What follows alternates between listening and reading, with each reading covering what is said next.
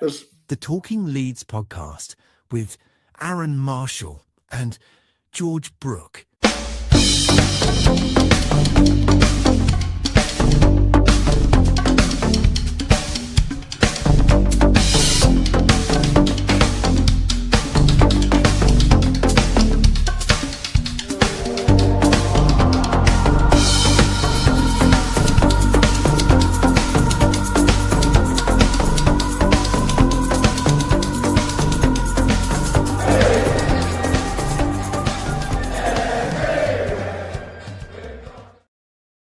Hello and a very warm welcome to Talking Leeds with me, Aaron Marshall, and it is Holy Week this week. Jesus has joined me.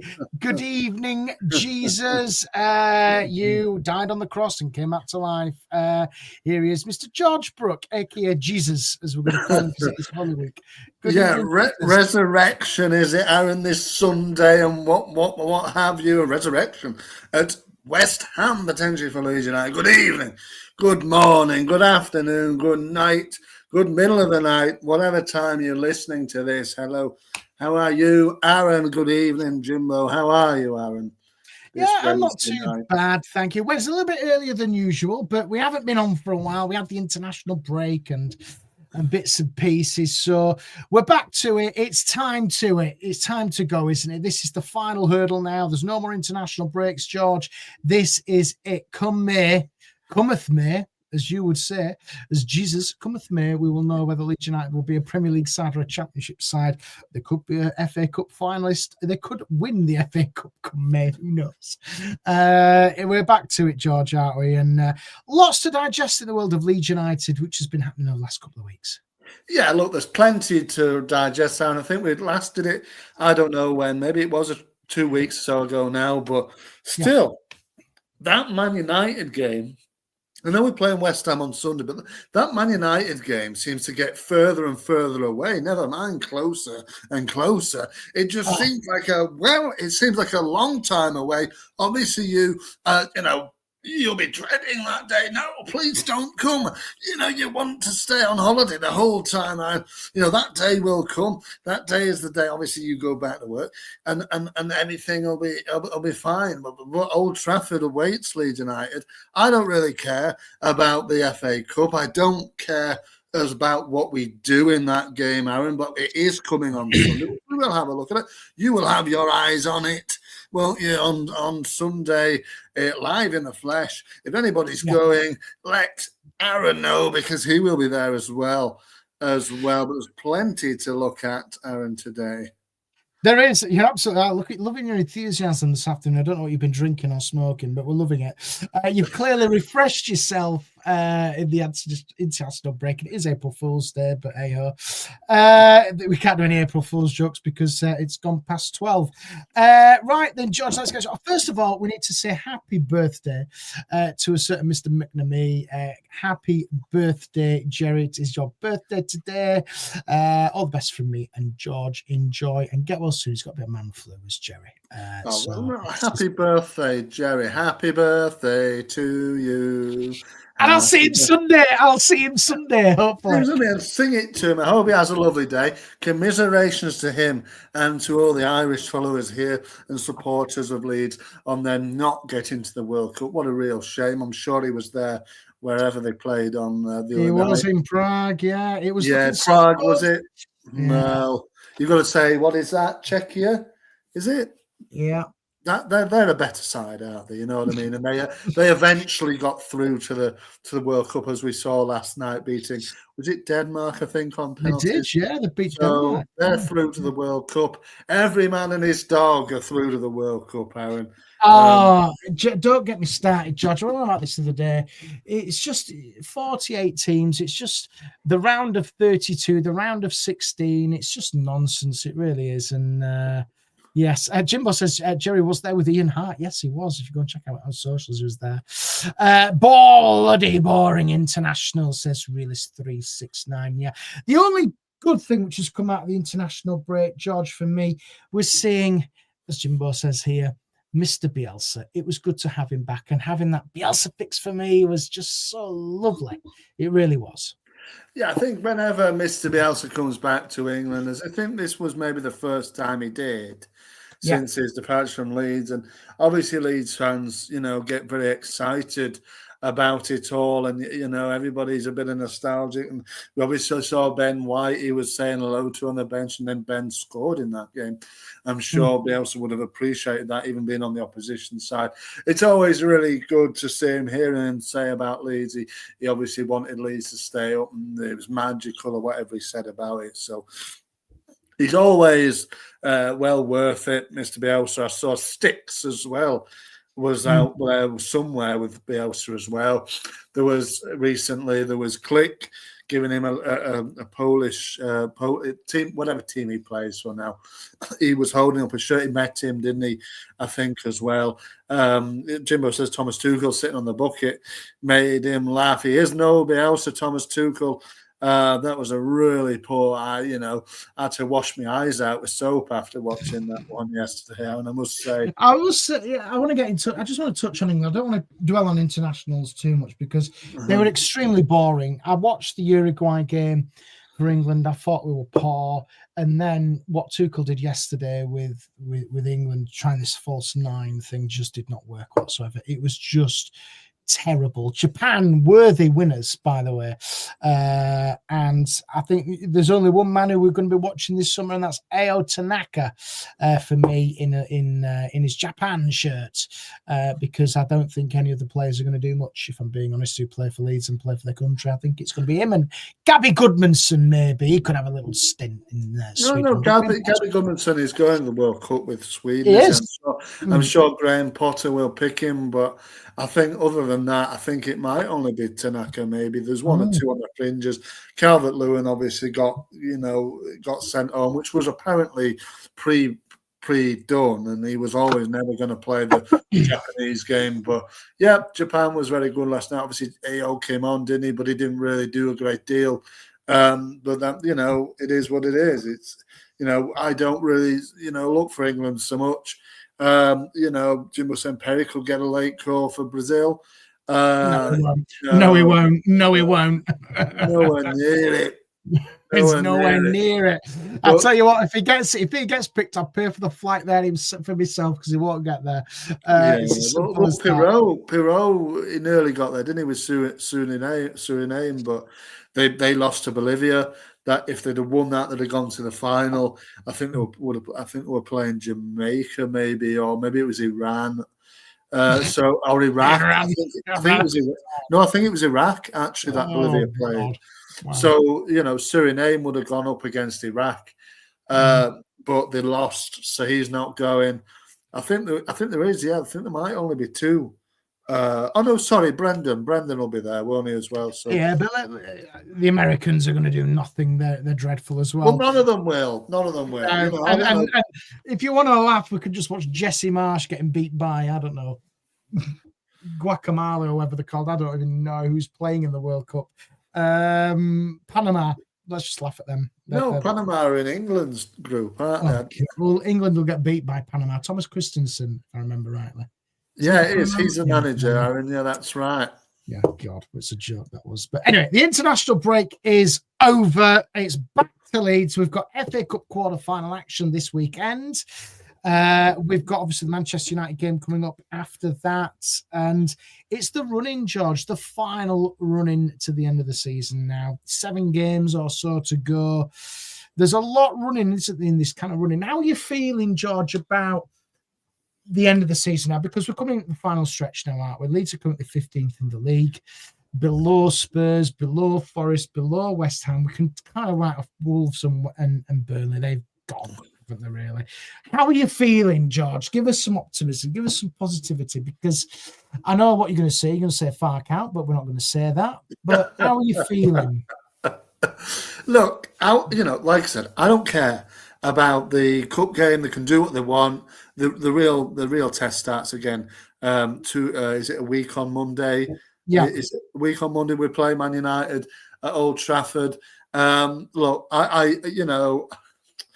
that was what turned out to be very frustrating result a week ago. On it seemed like a long time, like a lifetime ago, that Brentford night game. But that 0-0 was as frustrating as it was, Aaron. I don't think we've spoke on here about it, on Talking Leeds. It was frustrating and as dull and negative football as it was that evening. It turned out to be quite a good point with the results that followed on the Sunday.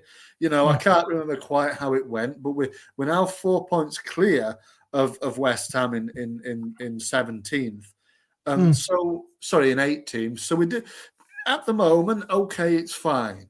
But if you look, for me, obviously, you look at De Zerbi going in at Spurs, and you think, okay, fair enough. Will he be able to implement his ideas so quickly? I'm not so sure, but he signed a long-term contract. You can be sure if he takes them down, he will not be there next season.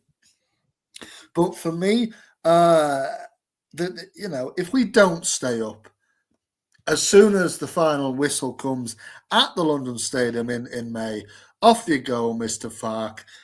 If we go down, then that's it. We cannot go down with the results, with the fixtures that we've got. And look at the fixtures we've got.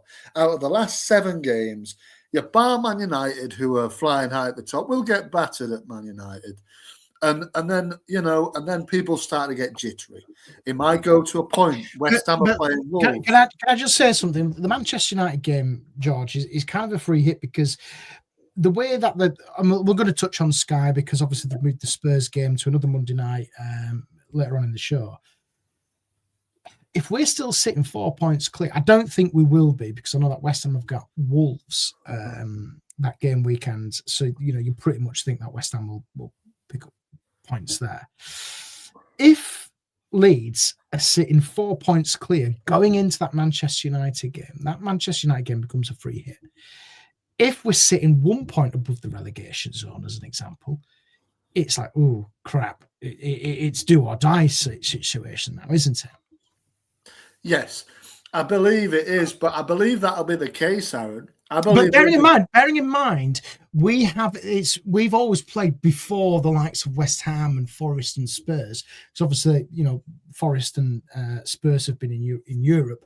They've obviously played on the Sunday, we've been on the Friday, the Saturday, whenever. This is the first time that we get to play last in a long time. Yeah.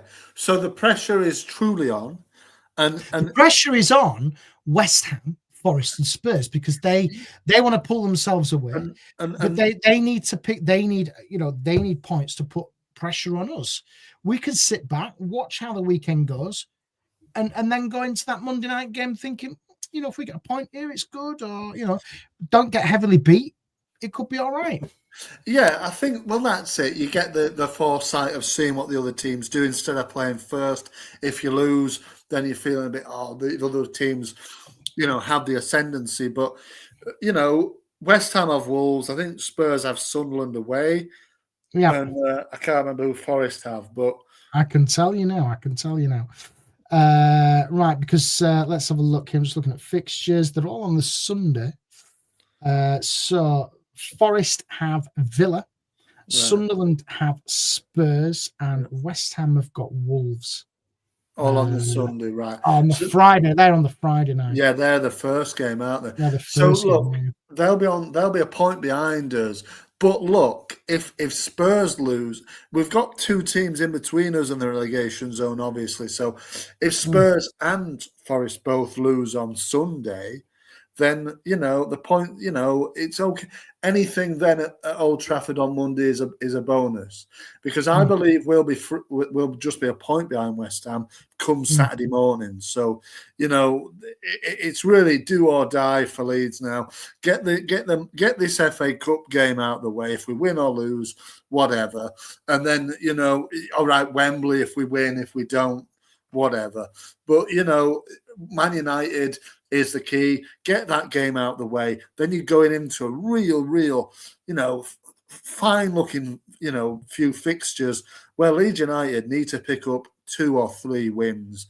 And if you do that, you're home and hosed.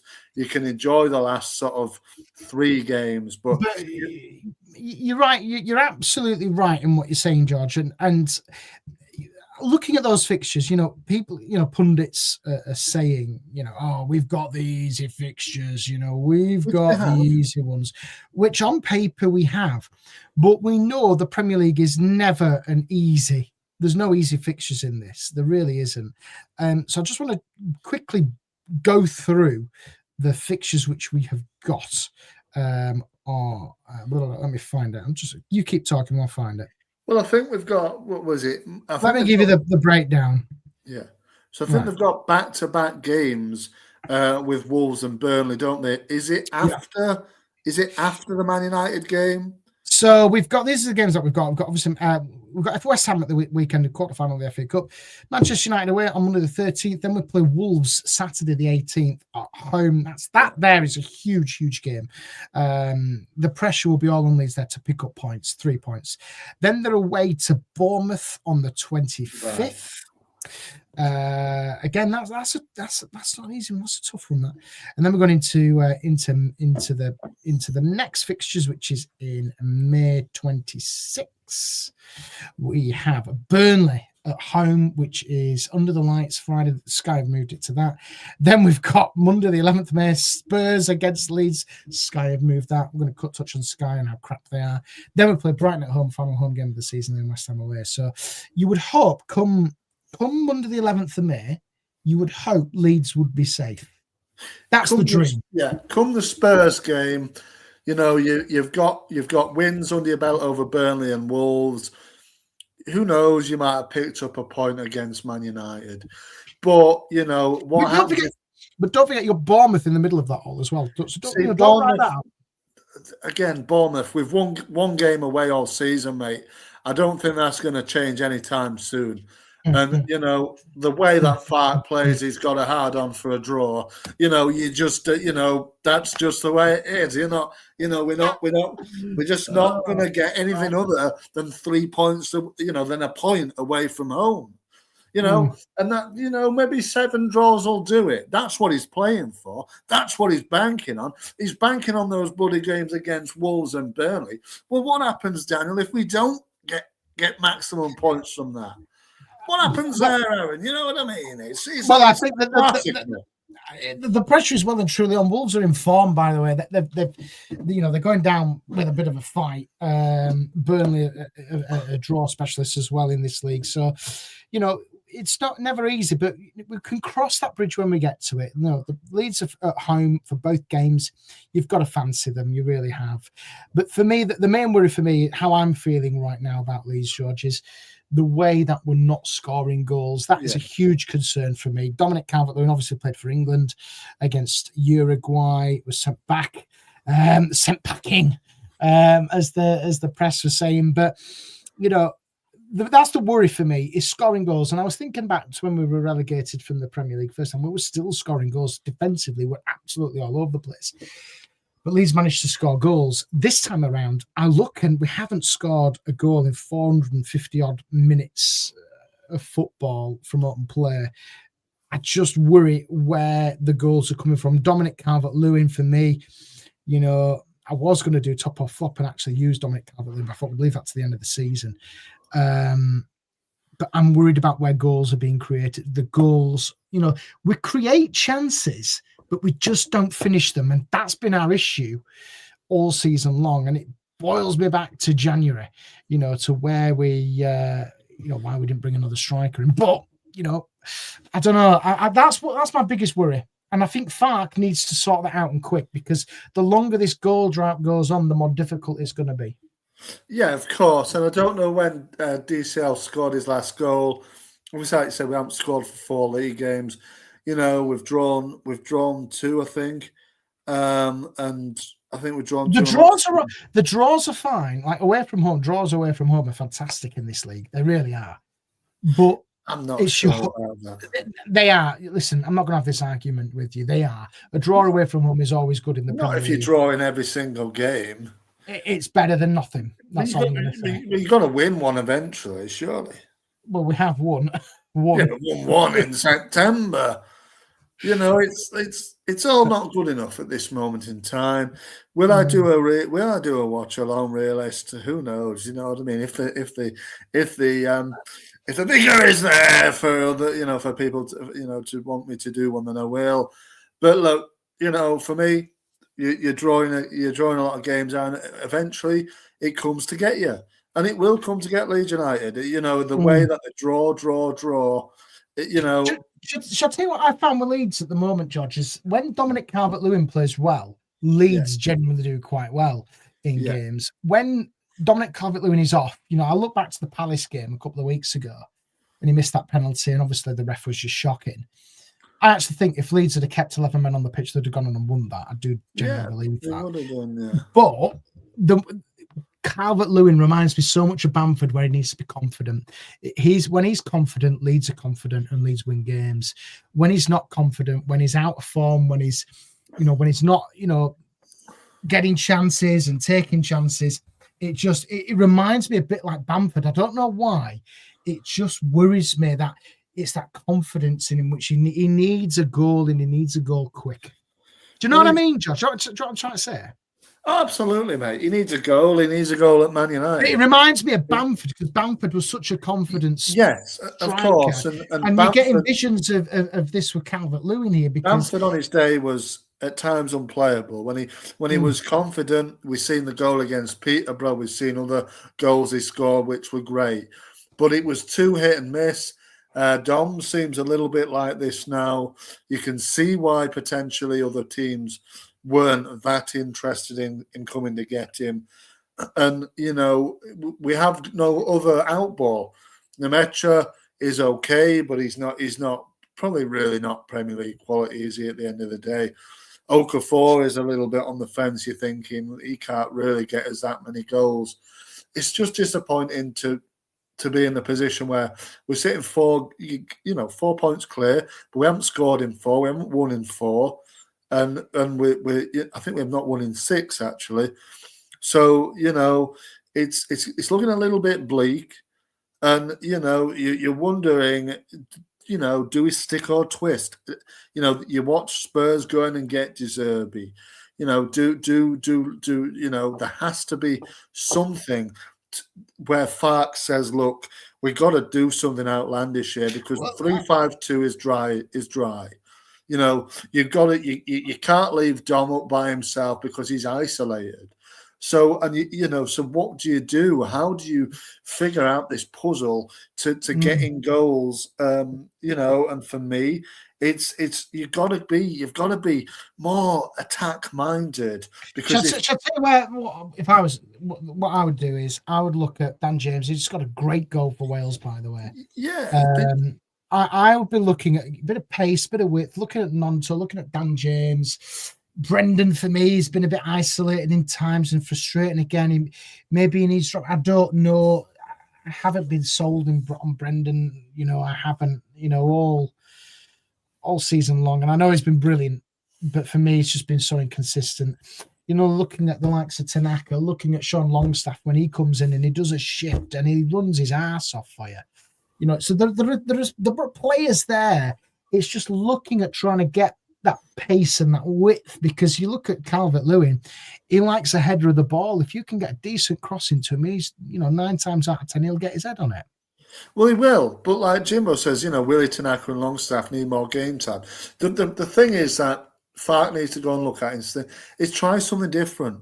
Likes of James, likes of Willie Nonto and Tanaka, these sort of players in particular that can get you a goal, that can do something a little bit special on the football. They need more minutes. Go and do something a little bit different. Stop picking the same old dry team and change it up a little bit and see how it works. It's in-game management is always the problem with me and Fark. He's too slow to make positive changes, and it's all. This is why he's the manager and we're not, George, because he knows those players, he knows the system, he's got his backroom staff doing all the analysis and all that sort of stuff. He's far more qualified than us to say he needs to change it, rather than wait to 70 minutes or whatever. And he does change it up, he does adapt, and he has done. You look at what he did at City away. as an example, when we were 2-0 down, we lost 3-2, but we gave it a go in that second half. He does adapt, and that's not the issue for me. I think it's the issue that I have with Leeds is the quality of player. That's the issue. It's not Fark. It's the quality that we have in that squad, because, you know, you look at Joel Perreault, is he the answer? Well, no, because he's a championship player. You know, you look at Tanaka, I don't know why he's not getting game time. I don't know. You know, there's Nemecha, just oof it and hope for the best. I don't know. There's just so many. I think it's a quality issue for Leeds, George. I really do. I don't think they've got the quality. I think it's the, you know, it's the way that they're being managed and the mentality of the coach that is bleeding the team of its creativity at this moment in time. You know, he sold, you know, they got rid of Ramazani, they got rid of other players that maybe could have, you know. But Ramazani was, in Fark's defence, his attitude stunk, and Fark didn't like it. And fair play to him, because there's an old-fashioned saying, one sour grape creates a sour bunch. You don't need that mentality and ego when you're absolutely fighting for your arse in this league. You know, you don't want that prima donna kind of player in and around your squad saying, I'm going to solve it, and then not, you know, do it on the pitch or whatever. We don't know in person. We don't know.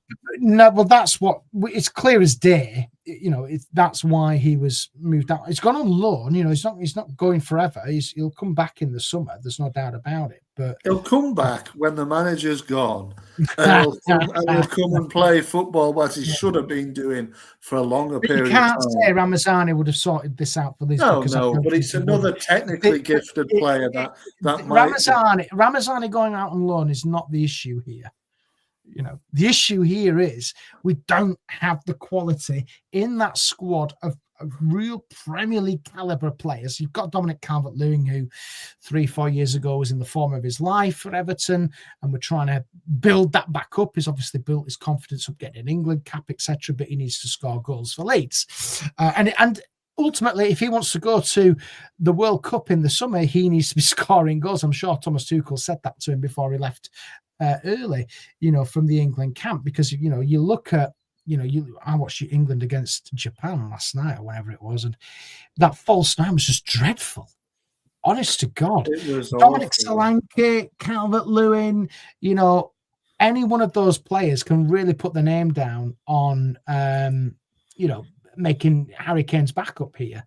So, you know, there's no more of a opportunity for Calvert-Lewin to get in there. He just has to prove it for Leeds. Well, he does, but he's not doing. Good evening to Tom. Hello, mate. And Michael Fark won't put up with the players whose attitude is not right, largely Jed Spence and Cresswell, for example. Correct.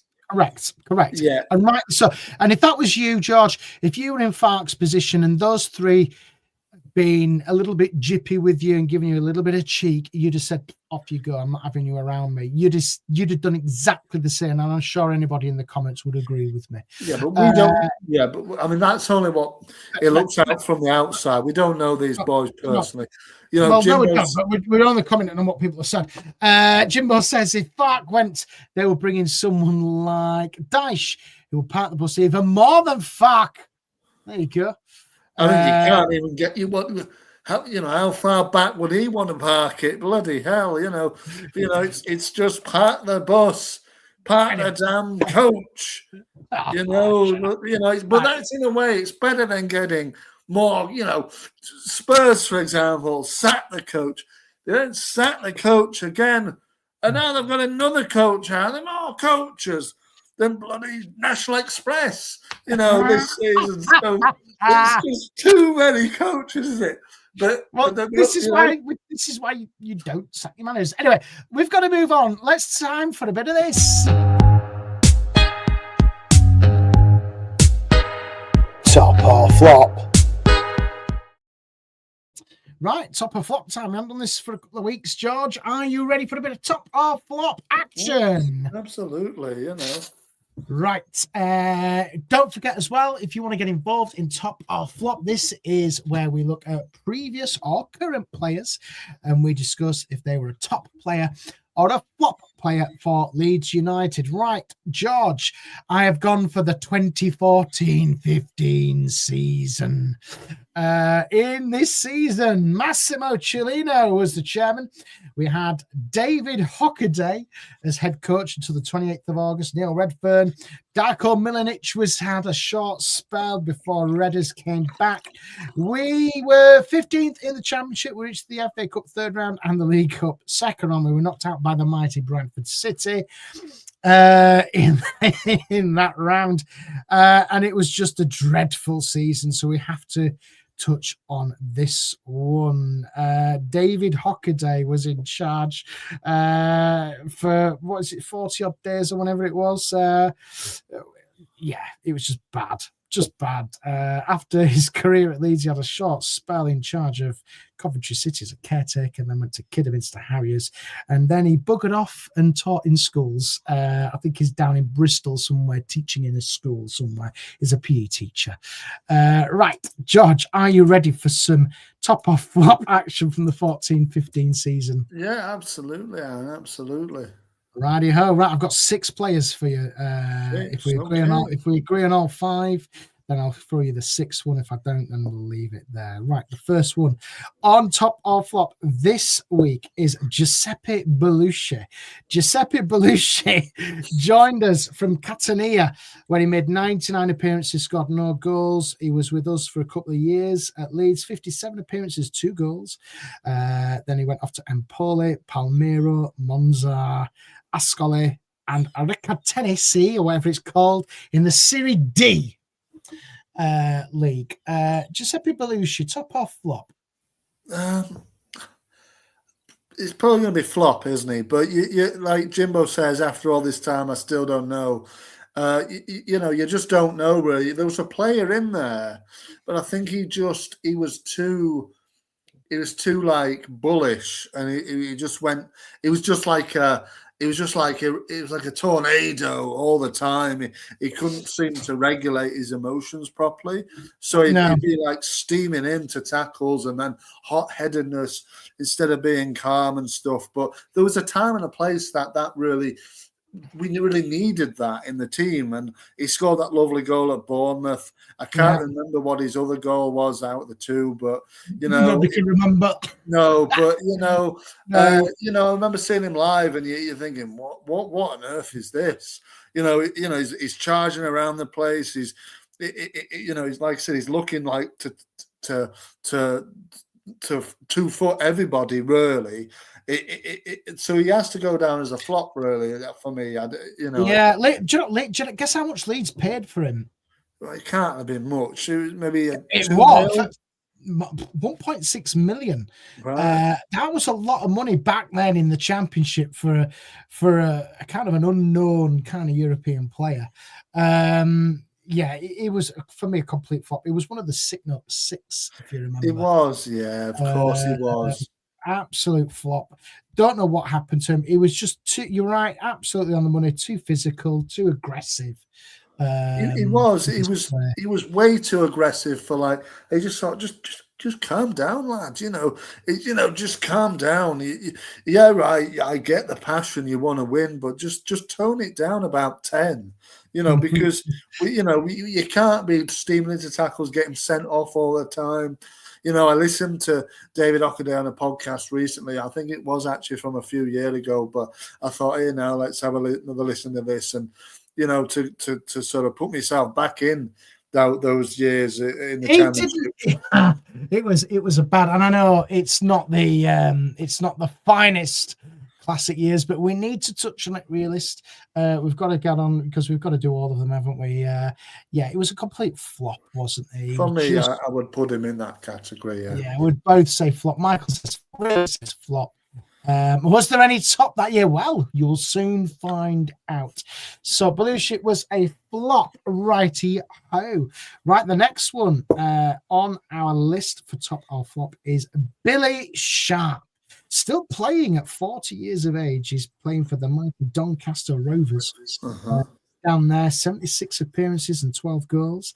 After Leeds, he went to Sheffield United, where he made 282 appearances and scored 109 goals. He made 33 appearances for us, scored 5. He moved up to America, LA Galaxy, 12 appearances, 6 goals.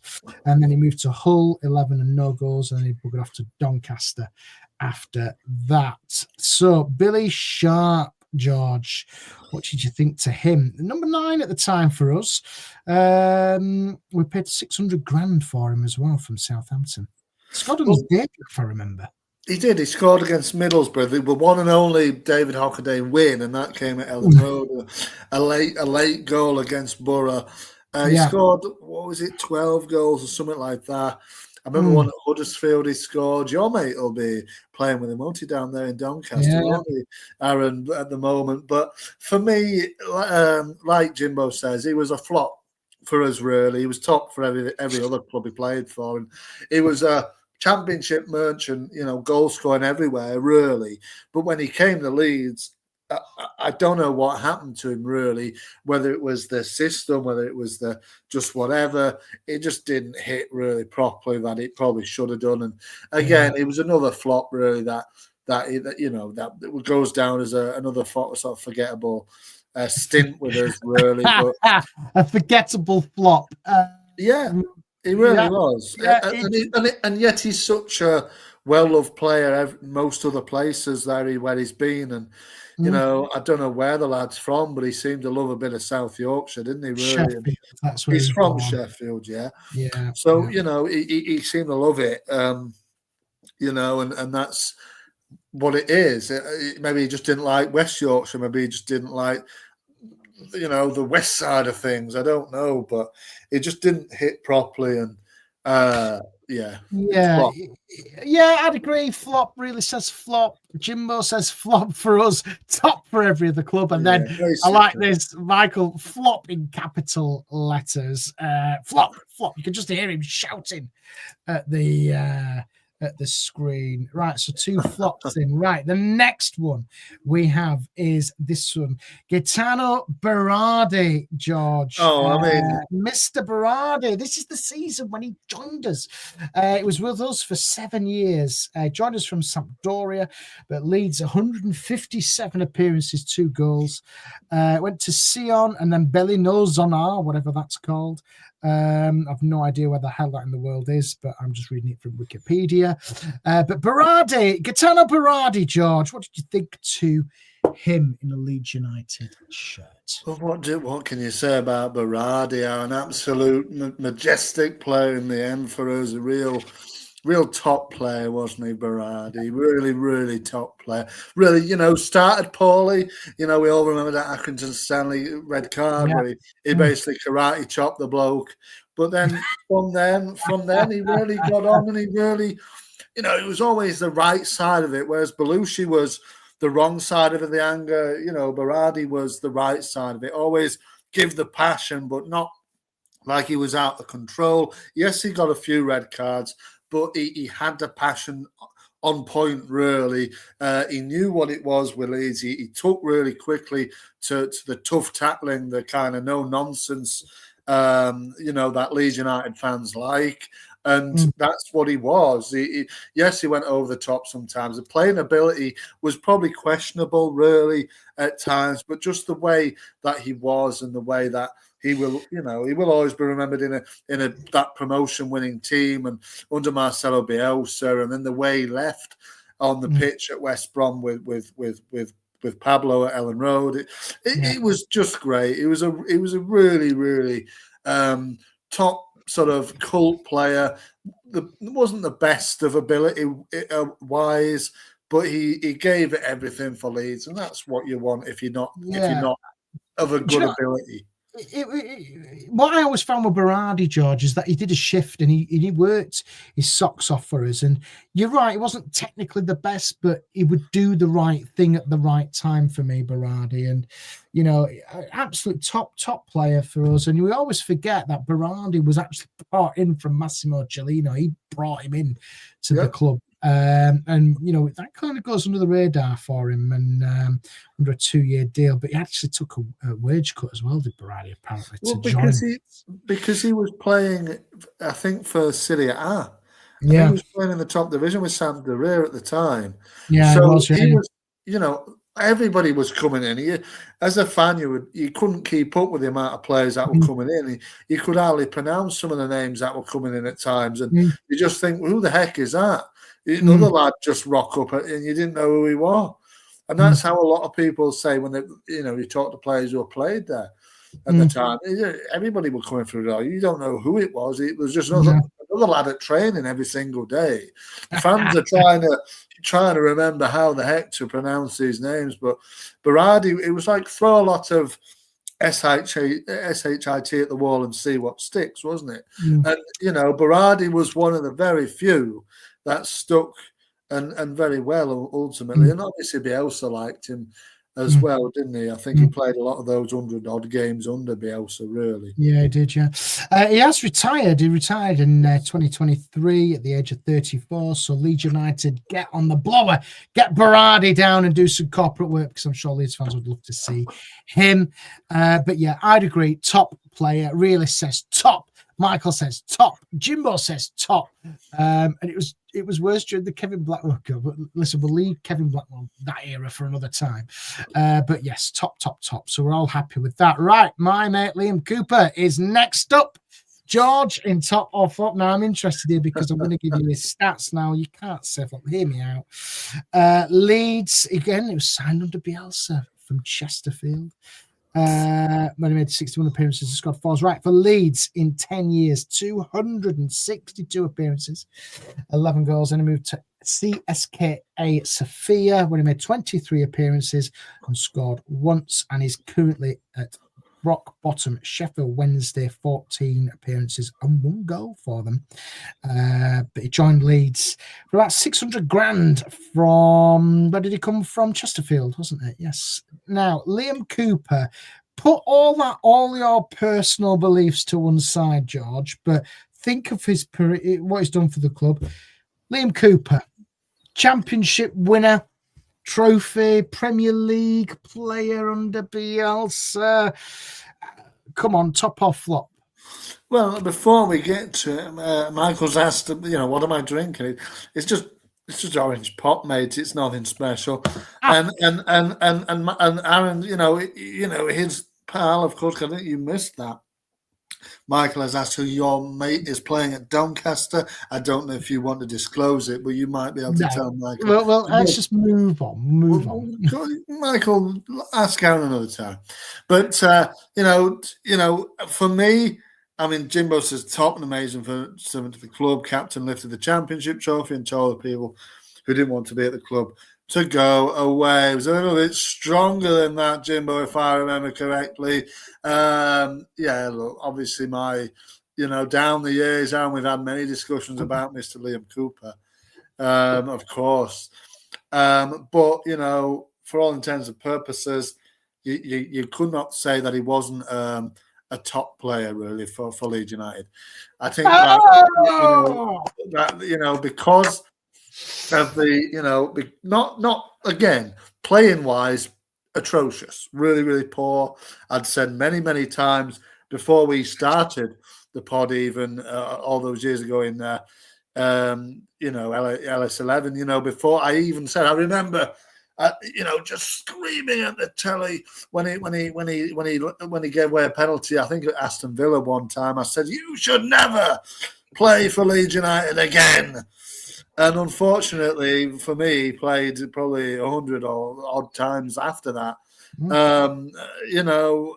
To be fair, playing ability really, really poor, but you can't say anything other than him. He was a brilliant kind of ambassador for Leeds United.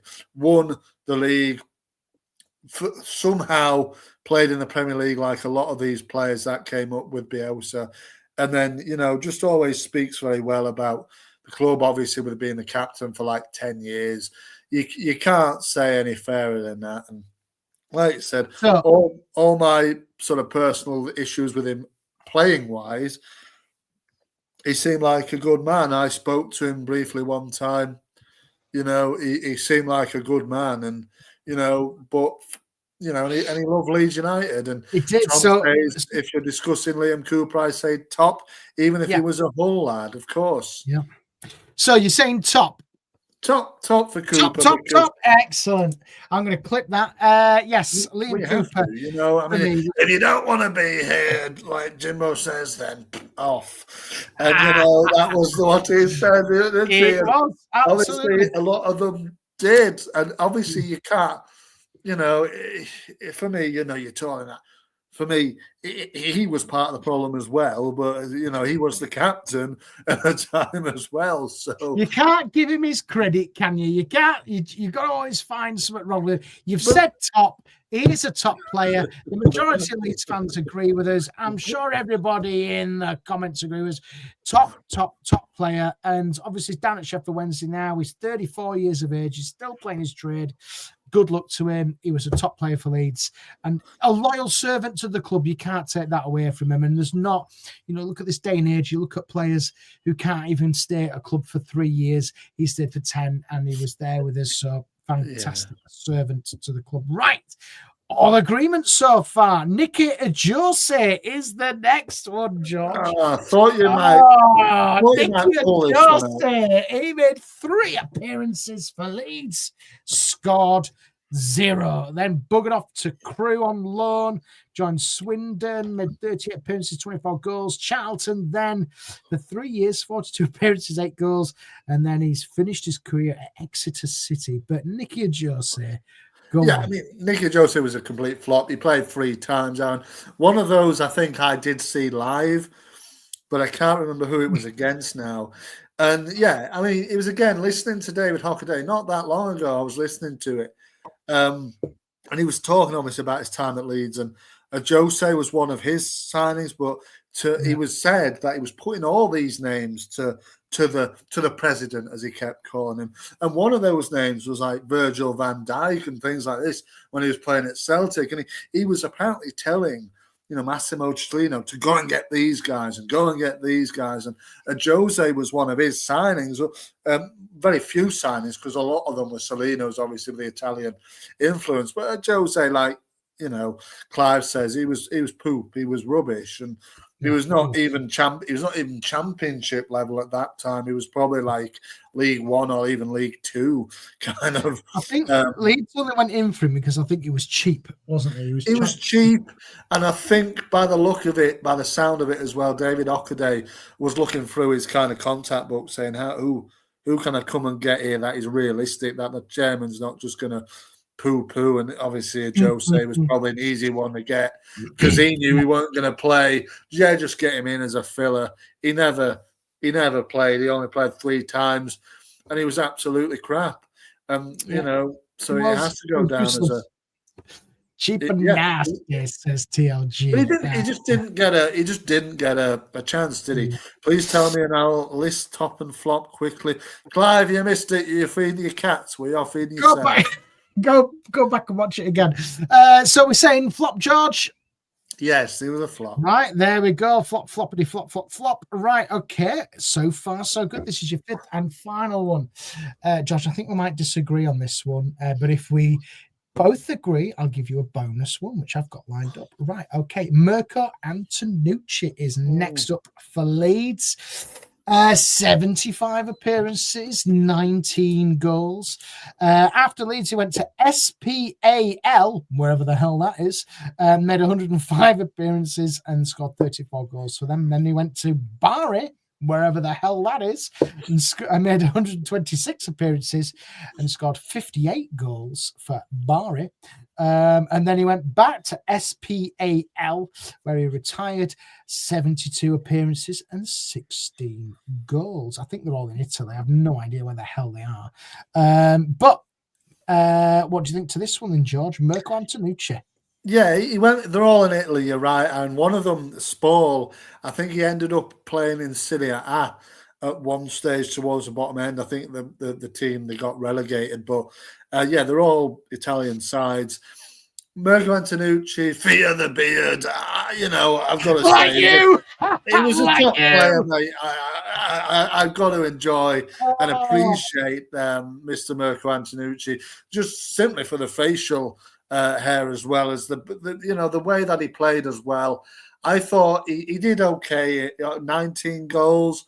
I thought it was probably one or two more than that, but for the time that he was there, you got to say he was top. He was top at the time. I think he was, and he had that little bit of technical quality here and there. It wasn't widely used, but you knew there was a player there somewhere. He was the best. He was better. He was one of the best of a bad bunch of players that came in a lot. Like I said, throw a lot of poop at the wall and see what kind of sticks. And again, not like Berardi, but I felt he stuck more than, say, Belushi or Bianchi or these sort of players. So I think he was okay. Big fan of ZZ's as well. At the time, my brother worked there. He saw him in there a few times with Mr. Marco Silvestri as well. I remember seeing him one time in Leeds. And he greeted me like he knew me. I think he thought I was my brother. But it was still quite nice to sort of say, hey, to him. And yeah, I liked his time at Leeds. I did, to be quite honest. Yeah, you're right. You're absolutely bang on. I'd say top just because he was the best of a bad bunch, even though you did have, Cooper and Berardi in there, but you also had Bianchi, Billy Sharp, Casper Sloth. Remember him? I could have used him, but I didn't. And Suleiman Dakar. I actually quite liked Suleiman Dakar. I like Dakar, yeah. A great goal against Forest, if you recall. Absolutely. I mean, you can't forget that was a real one. So it was a thunder strike, wasn't it? Was. I mean, Clive says, go and rewatch his goals. He was quite a silky player, really, when you look at it. Scored, for the time in the Championship where it was not like it is today. It was full of, obviously second-rate players, sloggers. And at a time where it was that, he brought a little bit of class to proceedings, I thought. Didn't work out all the time, but when it did, it did. And he scored a few goals. I remember being a little bit disappointed when he left, really, but it is what it is, really. So we're going top. Right, so we're all agreed, George, on all the top flops. So I'm going to give you one bonus this week because we've all agreed for once. We've agreed on top of flop, all the tops and all the flops. So your bonus player who we can look at is Marco Silvestri. The goalkeeper for Leeds is 35, is still playing in Serie A for Cremonese, whatever the hell they're called. He's playing with Jamie Vardy, isn't he, I think? Is he? Well, there we go. Right, let's have a look here then. He's with us for 3 years, 88 appearances. Then after Leeds, he joined Hellas Verona, 107 appearances for them. Udinese, 90. Sampdoria, 7. Empoli, 5. And Cremonese has only made 2 appearances, so he's the backup goalkeeper over in Italy at the moment. But top or flop, I can give you a quick fact. I actually met Silvestri's bird away at Blackburn, if you remember. And she was a very nice lady, I can tell you that. She was very nice, very polite. But her being swamped by 7,000 Leeds fans away at Blackburn, I don't think did her any favours. What do you think to this? Well, Marco Silvestri. Every single away game, she was in the away end. She loved it. I was sat next to her, man. You were actually sat next to her. I was, but she couldn't speak a word of English. She was Italian. No. I bet initially you thought, what the heck are you? What the heck? Did you? Who the hell are you? It's not the usual clientele you see at a Leeds away game, but there you go. I think it was, she enjoyed going to the away into the away end every single away trip. I think again it's a little bit difficult. Jimbo says saving top, catching flop. Ultimately I think he was a top player. You've got to put him in that category because I think he, again, like Antonucci, he was one that kind of shone in a team full of bit crap, really. And I think he did okay to say that he had to come into a new country, and he was number one.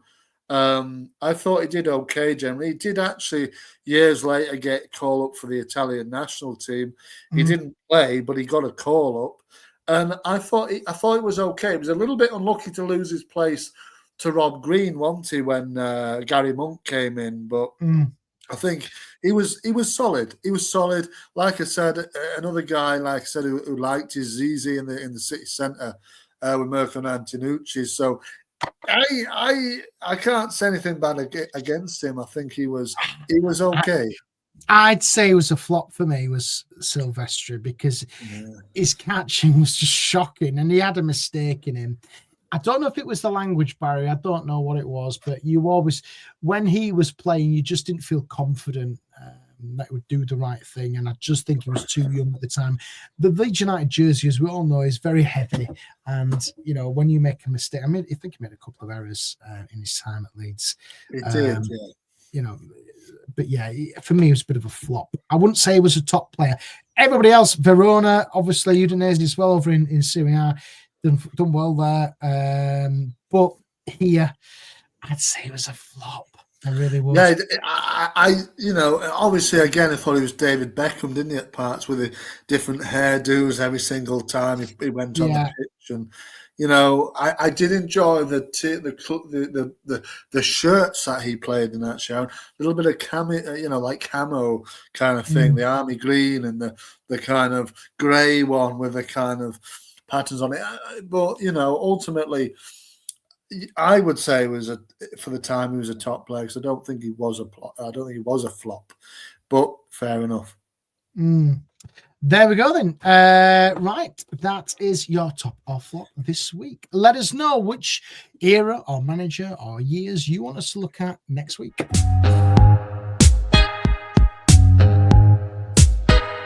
Top or flop.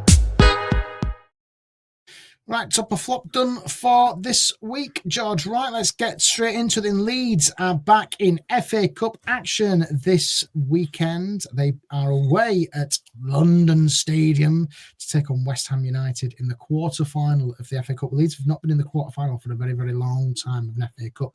A real golden opportunity. You have to think that Leeds could reach the semi-final and a potential trip to Wembley for the semi-finals of the FA Cup. George, how do you see this one going? Well, I mean, Clive is all back in the Enterprise Insurance days. Of course, talking about the shirts there. The Alan Clark as manager years. No, I don't really, like I said earlier, Aaron, I don't really care so much about this one. It's nice in a way to have the you know, domestic football back after the international break. It does feel like too long to kind of be stewing on that kind of draw. But we need to move on quickly. And I don't think we'll get through. I think it'll be it might go down to penalties because I don't think West Ham will put the best team out. I don't think Leeds themselves, I don't think we will put our best team out. Right, hang on. Why? I'm not being funny here, but they've just had an international break. Leeds need momentum, and as do West Ham. You know, you can't be making 6-7 changes here.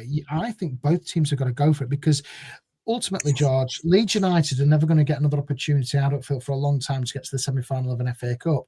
A Wembley trip awaits. That's the goal. Think of the joy that you could bring Leeds United fans, those Leeds players, if they can go and win and get a semi-final trip. Yes, it'll probably be against somebody like Man City or Liverpool or whoever. It will be a big boy. Chelsea would be great. But it's an opportunity which I think the club want to achieve. I really do.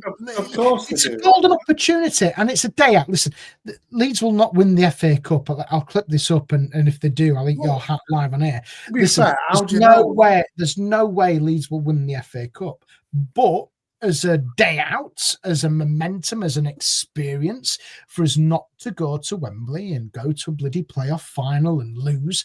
Whereas if we go to an FA Cup semi-final, we can enjoy it. We can have a nice time. We can all have a couple of beverages on the train. We can all have a couple of beverages in Wembley and enjoy ourselves. Yeah, I'm sure people do that on a playoff final as well, Aaron. Yeah, they do, but it's depressing because it's the pressure. When I can remember when we went down to Wembley a couple of years ago, and it's just so unbelievably tense. You can cut you can cut it with a knife. The tension, it's just too tense. There's too much riding on it, and there was. But if we're going down there and having a nice time, it might be different. You never know. Leeds could go and beat Chelsea and get to the FA Cup final. That'd be even better. But yeah, of course. But you just said they're not going to win it. And then... No, they're not going to win it. But I'm just saying it's just going to be a nice time. Yeah, well, I all up for you. Have your nice time at Wembley, Aaron. But I don't think you'll get it personally. But if we do, then fair enough. And I agree with you that maybe it's an opportunity for Leeds to further the get into Wembley, get into an FA Cup semi-final for the first time in gosh knows how long. It would be an achievement. It would be an achievement. And rather than me going down and watching them be beat by Doncaster in League One, watch them being beat by Watford at Cardiff, watching them being beat by Southampton. And I remember the 1996 Coca-Cola Football League Cup final when they lost to Villa 3-0. At the old Wembley there. All I'm trying to say is it would be just a nice time. It would just be a nice time for Leeds and Leeds fans just to go and enjoy it. Because I agree. These moments, you don't get the opportunity to enjoy it. You look at what Palace did; they enjoyed it. And I'm not saying that we're going to do what Palace did because I don't think we will. It's just going to be a nice time if Leeds win on Sunday. Well, it will, and but again, like I said, I don't believe that it will be. I don't think that will come. I think, and I think that's okay as well. I don't mind either way really, because I don't think it's gonna really stop momentum. They have no momentum, and also I don't think it will create that much momentum because there's another 8 days before we play again against Man United. But it's what I'm trying to say is it's something to look forwards to. Players, and I'm sure you look at the players in there. You're looking at I don't know, Bogle, giving them an opportunity to play at Wembley. Tanaka obviously had a bit of an experience there with England, and I'm not saying that players want to, they want to win football matches. But what I'm trying to say is that momentum, that feel-good factor, bringing your fans, be 40,000 Leeds fans heading down to Wembley in an FA Cup semi-final, I just think is a really special thing. And it's a joyous occasion, and I just hope Leeds do it. I really do. I do think Leeds will win on Sunday, not only because I'm going, I want them to win. I think Leeds will. I really do. I think Leeds. I'm going to go for a 2-0 Leeds win.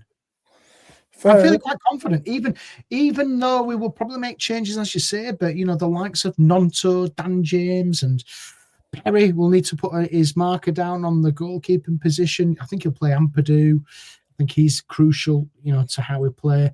Dominic Calvert-Lewin, I'd like to see him play because ultimately these players, they'll get a bonus as well. Remember that, if they're on money. Oh yeah, of course they will. FA Cup semi-finals. So and Farquhar as well. Go for it. That's all I say. Go for it. Put a full strength side out because they need minutes under the belt. They need to score goals. They need to get momentum. They need to get back up to scratch with scoring goals. Why chop and change your squad when you need to win a game? It's as simple as that. Well, I mean, who knows? But I would always love Leeds United to win and get into the semi-final, but I just think West Ham at home, it's probably one of the more easier ties you could have got out the many that was left. But ultimately, I don't know, man. I think Leeds. I can see them losing the game. I think they'll do okay, but I just think. But as well, George, if we get a result down there, how mentality-wise, if we get a result at West Ham on Sunday, come the last game of the season, if we need a result, we can say, hang on a minute, we did this a couple of weeks ago. Yeah, Let's go and do it again. It's a valid point. I mean, I remember we played them back to back in a similar state. You know, in January of 22, we lost in the FA Cup, and then we beat them in the league, which was obviously a Jack Harrison masterclass. He got a hat trick, and you know, and gosh, I mean, rolling back the years, but that, you know, I would take losing in this game and then beating them on the last day and staying up eventually. Anyway, that has to be the goal. If we can get to a, you know, FA Cup semi, an FA Cup final, you know, in the time, it just gives us momentum, George, and I think, you know, if, like what Jimbo says, it's a valid point. If Fark lifts the Championship and the FA Cup, he will go down in Leeds. Will he go down in Leeds history? Of course he will. He'll be up there with the greatest. Of course he definitely will. Yeah. You know, of course he will. You know, it's a massive achievement if he gets us to, even if he gets us to the final, it's a massive achievement. And Tom says, imagine Chelsea in the semi-final and then Man City in the final. Hey, listen, you know, you just don't know. Leeds have got to do the job first and get through. Colin, he says he agrees with me for once. There we go, Colin. He agrees. Yes, given Hobson's choice, I would rather stay up. Tom, yeah, we would want to stay up. Of course we do. Guys, with Wales going out, do you think the mindset of the Welsh players will still be down as they were a few years ago when they went out to Poland and Cardiff, which affected Leeds' promotion hopes? I don't know. I don't think it will. I think they'll be up for it. You know, their league form, I don't think, has taken a dip. I think Ampadu, he's had a bit of a hit now and then, but he hasn't really struggled, I don't think, in playing for Leeds. And Rodon's just Rodon. He's just a warrior, isn't he? So, yeah, and as Clive says, our squad wasn't good enough on paper to reach the quarterfinal. It's great to get there. Staying up is the priority. But if we do that and get to the FA Cup semi-final, we'll give Fark another 3-year deal. How about that? I hope not, but there you go. There we go. So what's your prediction, George? What's your score prediction? And Dolph as well, get your score predictions in the comments and we'll give them a quick shout out before we wrap up. I think it'd be one apiece in normal time, and then maybe they'll just nick it on penalties. But I you know, I don't think we'll lose the game outright. I think we'll just lose it on penalties. But you know, like I said, I don't mind either way. The real clincher is the game at Old Trafford a week on Monday, and we can't afford to, you know. Got to remember as well, West Ham will be looking at the Wolves game, which is on the Friday for them. Yeah, of course. You know, they've got pressure. So let's have a look at these. So I'm going to go 2-0 Leeds. I think Leeds will win on Sunday. I don't think there'll be any necessary for extra time and penalties because we don't want that. Tom says 3-1 Leeds, and Clive says 2-1 to Leeds. Let's hope us three are right and George is wrong. Right, George. I will be back next week. Happy Holy Week, as they say. Yeah. Jesus is going to go and do some praying now and eat a couple of hot cross buns, I am sure. Yes. But I will reconvene with you next week. Me and Jerry will be there on Sunday. Both of us will be live there. We might do a little shout out, might do a little video going down there. Who knows? Never say never. So we might do something down there for a bit of fun. Who knows? But we'll be back doing a match reaction on Easter Monday. And George, you'll be back at some point next week with the main pod. Digesting Leeds getting to an FA Cup semi-final. Let's hope so. Let's hope so. Absolutely. I don't know just yet. Let's wait and see how it's right. Thank you to everybody who's watched and listened. Happy Easter, Michael. I was just going to say happy Easter to you.